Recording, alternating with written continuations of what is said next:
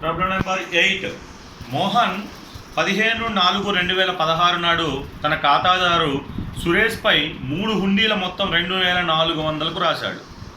So చూడండి, ఇక్కడ మోహన్ అనేవాడు సురేష్ మీద, అంటే మోహన్ కర్త, సురేష్ స్వీకర్త. ఓకేనా? సో 15/4/2016 నాడు 2400కి 3 బిల్లులు రాశాడట. ఎన్ని బిల్లులు? 3 బిల్లులు. అంటే వీడికి బిల్లులు వస్తున్నాయి. వసూలు బిల్లుల ఖాతా డెటార్ టు సురేష్ ఖాతా 2400 బిల్లులు వచ్చినందున ఎన్ని బిల్లులు ఇవి? 3 బిల్లులు. ఒక బిల్లు, మొదటి బిల్లు 700, రెండవ బిల్లు 800, మూడవ బిల్లు 900, మొత్తం 3 బిల్లులు వీడికి వచ్చినాయి అంటే బిల్లులు ఎవడిస్తాడు? సురేష్ ఇస్తున్నాడు. ఎవరికి? మోహన్కి. కాబట్టి వీడేం రాసుకుంటాడు? మోహన్ ఖాతా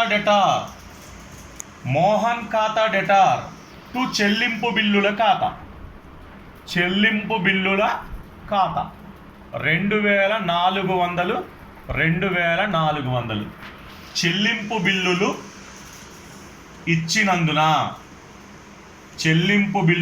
ఇచ్చినందున. సో వీడి పుస్తకాల్లో చిట్టాపద్దు రాదు, ఎందుకంటే ఇది వీళ్ళిద్దరి మధ్యలో జరిగింది కాబట్టి. సో ఇప్పుడు ఏమన్నాడు? 20/4/2016 నాడు మోహన్ మొదటి హుండీని తన రుణదాత రమేష్కు పిటిలేఖనం చేశాడు. పిటిలేఖనం అంటే ఎండార్స్మెంట్. అక్కడ బ్రాకెట్లో ఏం చెప్పాడు?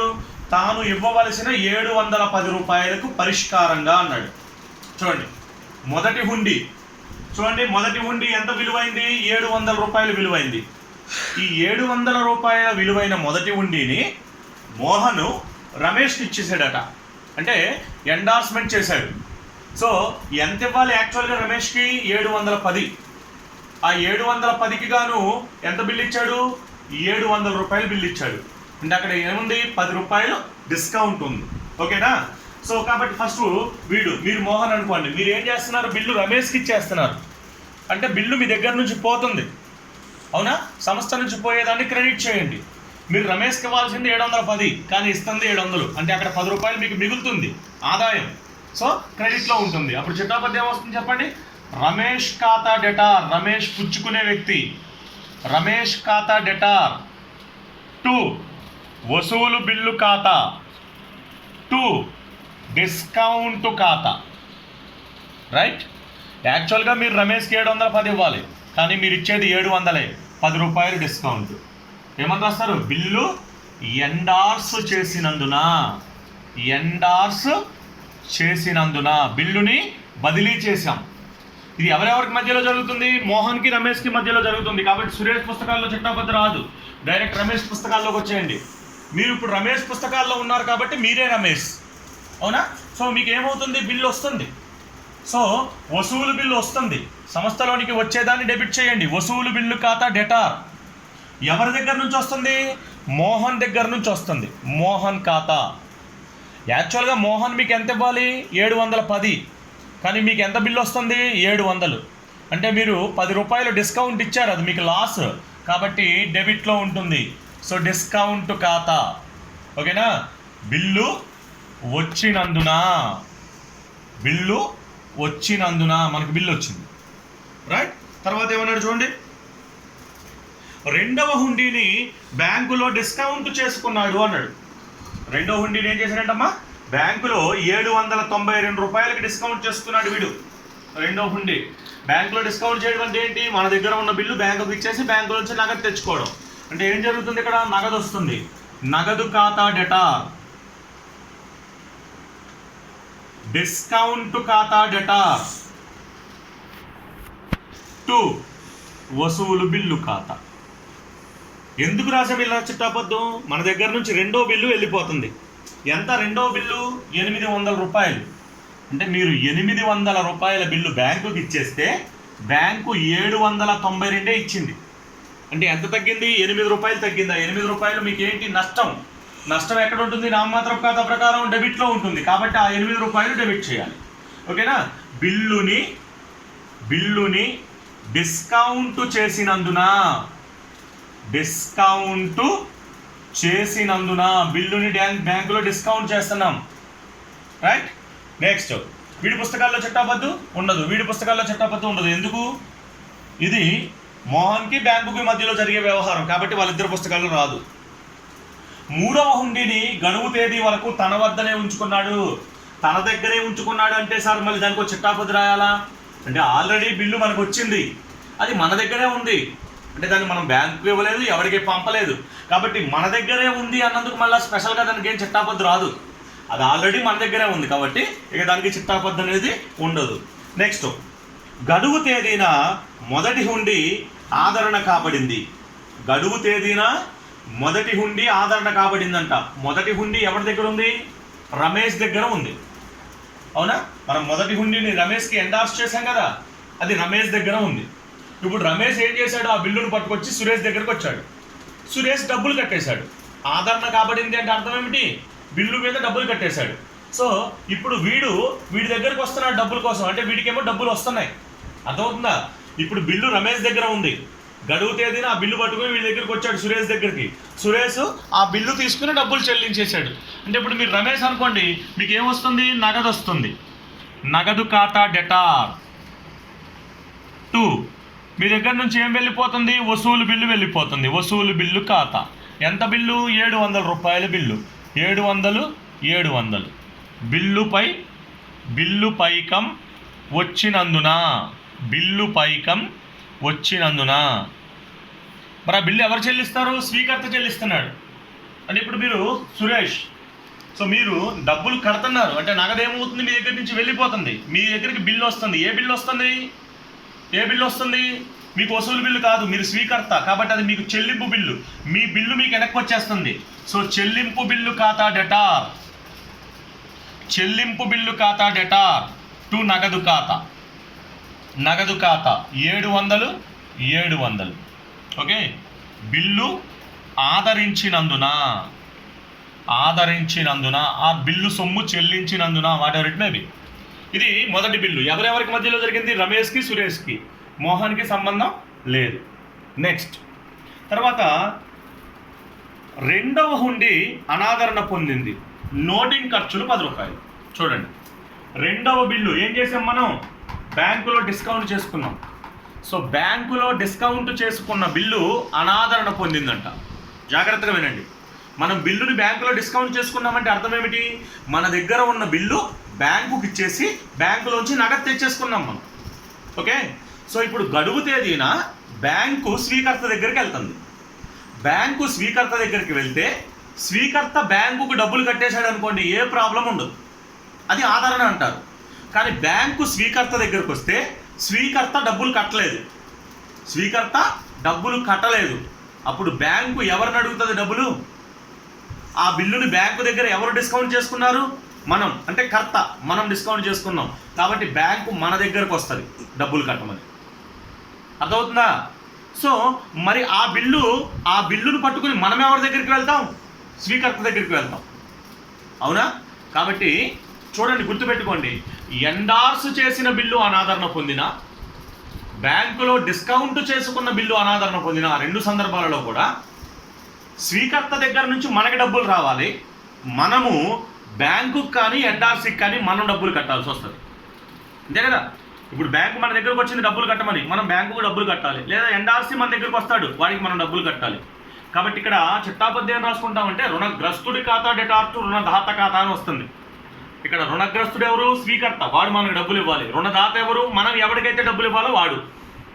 కాబట్టి ఇక్కడ చిట్టాపద్యం వస్తుంది, మనకి వీడు ఇవ్వాలి, సురేష్ ఖాతా డెటార్ టు మనం ఎవరికి చెల్లించాలి? బ్యాంకుకు చెల్లించాలి, టు బ్యాంకు ఖాతా. అయితే రెండో బిల్లు ఎంత? 800 రూపాయలు. ఆ బిల్లు అనాదరణ పొందితే దానికి ఎంత ఖర్చులు చెల్లించాం? నోటింగ్ ఛార్జీలు 10 రూపాయలు నోటింగ్ ఛార్జీలు చెల్లించాం. కాబట్టి ఆ బిల్లు 810. అదేంటి సార్ 800కి 810 అంటే? మీకు ఆల్రెడీ చెప్పాను, నోటింగ్ ఛార్జీలు. గడువు తేదీన బిల్లు అనాదరించబడితే బిల్లు అనాదరించబడినట్టుగా ఒక నోటరీ దగ్గర మనం సర్టిఫై చేయించుకోవాలి. దానికోసం అయ్యే ఖర్చులని ధృవీకరణ ఖర్చులు, నోటింగ్ ఛార్జీలు అంటారు. అది ఫస్ట్ ఎవరి దగ్గర అయితే బిల్లు ఉందో వాడు పెట్టేస్తాడు. వాడు పెట్టేసి వాడు స్వీకర్త దగ్గర నుంచి రాబట్టుకుంటాడు. సో ఇప్పుడు బిల్లు ఎవరి దగ్గర ఉంది గడువు తేదీన? డిస్కౌంట్ చేసిన బిల్లు అనాదరణ పొందింది, అవునా? అంటే బ్యాంకు దగ్గర ఉంది ఆ బిల్లు. బ్యాంకు సురేష్ దగ్గరకు వస్తే సురేష్ డబ్బులు ఇవ్వలేదు. అప్పుడు బ్యాంక్ ఏం చేయించింది? ఈ బిల్లు అనాదరణ చెందింది అని ఒక 10 రూపాయలు ఖర్చు పెట్టింది.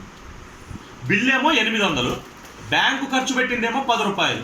ఆ 810 రూపాయలు నా దగ్గరకు వచ్చి అడుగుతుంది, బాబు ఇగో 800 రూపాయలు బిల్లు ఇది, దీని మీద నేను 10 రూపాయలు ఖర్చు పెట్టాను, నీ బిల్లు నువ్వు తీసుకుని 810 రూపాయలు నాకు ఇయ్యి అంటారు. మనం ఏం చేస్తాము?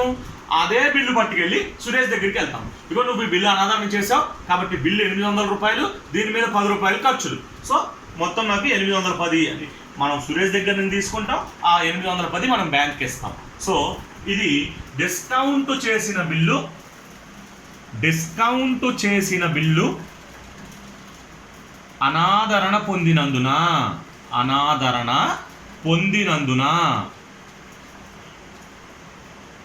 ఓకే. ఇది వీళ్ళిద్దరికి సంబంధమా? వీళ్ళిద్దరికి ఎటువంటి సంబంధం లేదు. రైట్. తర్వాత ఏమన్నాడు చూడండి. మోహన్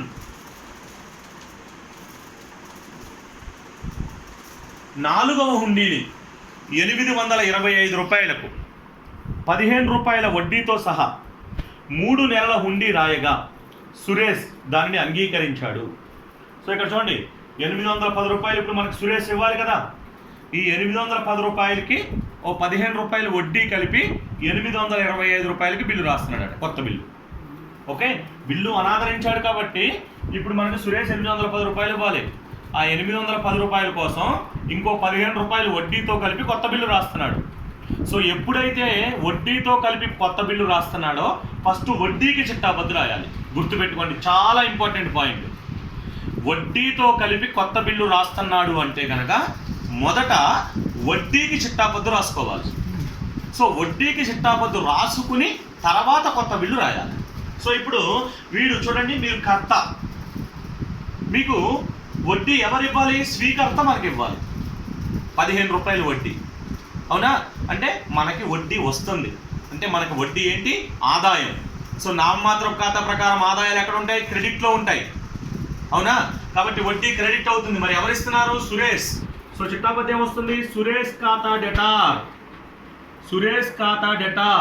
టు వడ్డీ ఖాతా. సురేష్ ఖాతా డెటార్ టు వడ్డీ ఖాతా 15 రూపాయలు వడ్డీ రావలసినందున.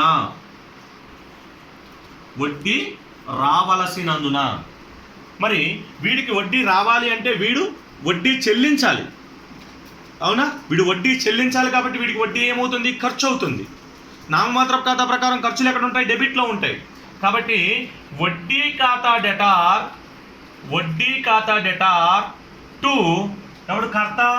మోహన్ ఖాతా 15 రూపాయలు వడ్డీ చెల్లించాల్సినందున. ఈ పాయింట్ అర్థమైందా? ఈ పాయింట్ చాలా ఇంపార్టెంట్ పాయింట్.